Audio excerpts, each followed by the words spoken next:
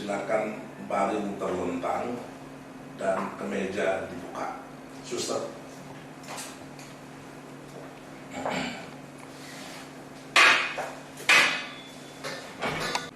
Setelah pasien berbaring, pemeriksa atau dokter bisa di sebelah kanan pasien atau setentang dengan kaki untuk melihat simetris atau tidak, ada organomegali atau tidak, dan lain-lain sebagainya. Selanjutnya, kita melakukan inspeksi di kepala. Kita lihat mata, apakah ada anemia. Kita lihat lagi apakah ada iktrus atau tidak.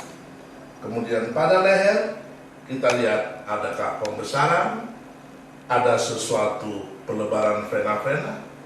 Sementara pada toraks, kita lihat apakah ada spider ada ginekomasti, atau ada perubahan warna kulit.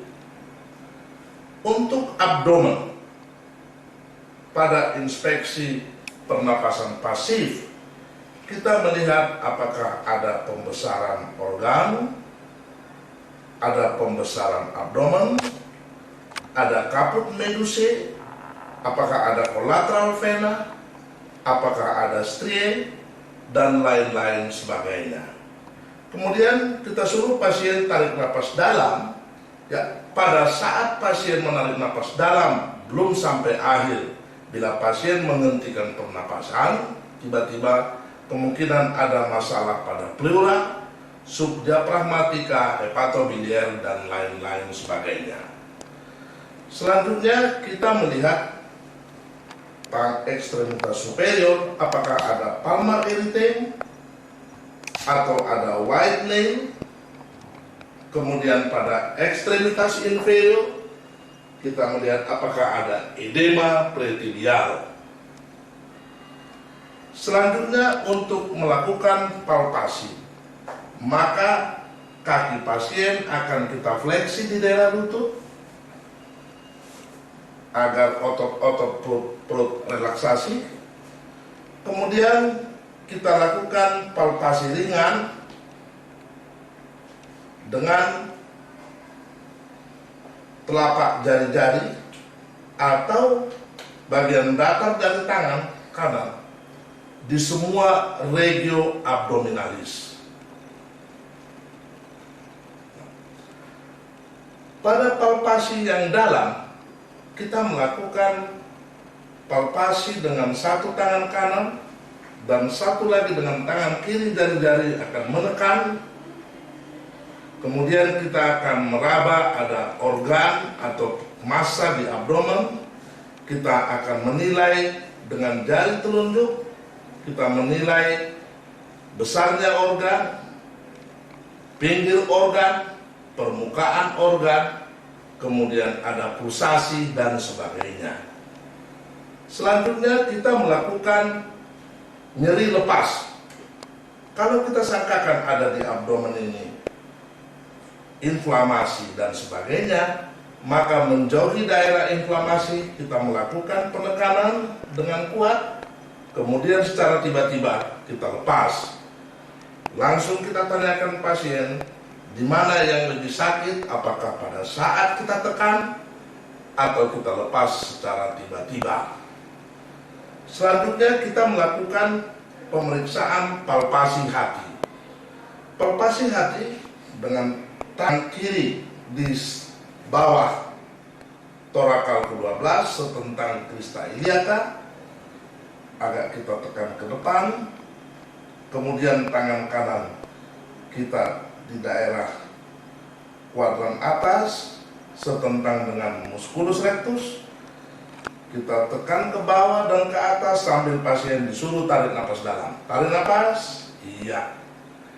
Pada hati yang teraba, maka pinggir hati itu akan menendang jari tangan.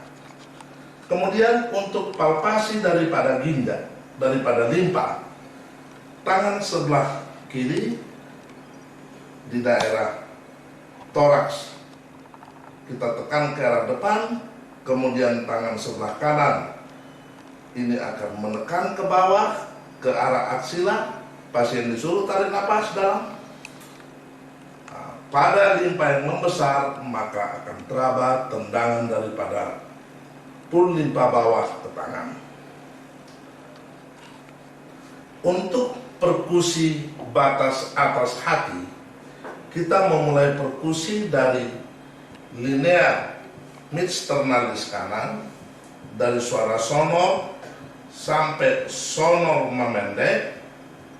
Kemudian kita suruh pasien bernapas dalam sampai nanti bedah. Disinilah batas hati paling atas. Untuk batas atas hati paling bawah, kita perkusi mulai dari lateral abdomen ke atas ke daerah arcus costae, maka terasa nanti di sini suara bedah bila ada pembesaran daripada hati. Untuk perkusi daripada limpa, maka kita mulai memperkusi dari mid clavicularis kiri ke bawah sampai terasa nanti bedah. Disinilah limpa membesar. Selanjutnya untuk kalau ada asites, pasien kita luruskan kembali. Bila ada asites, maka kita perkusi mulai dari tengah umbilikal ke arah lateral kiri atau kanan, dari suara sonor atau timpani menjadi bedah. Kemudian jari tetap terfiksasi, pasien disuruh mereng ke sebelah pemeriksa. Kemudian beberapa saat kita perkusi kembali, suara kembali sonor atau timpani. Ini disebut shifting dullness. Untuk auskultasi daripada abdomen, maka suara bising usus tidak sespesifiknya suara jantung.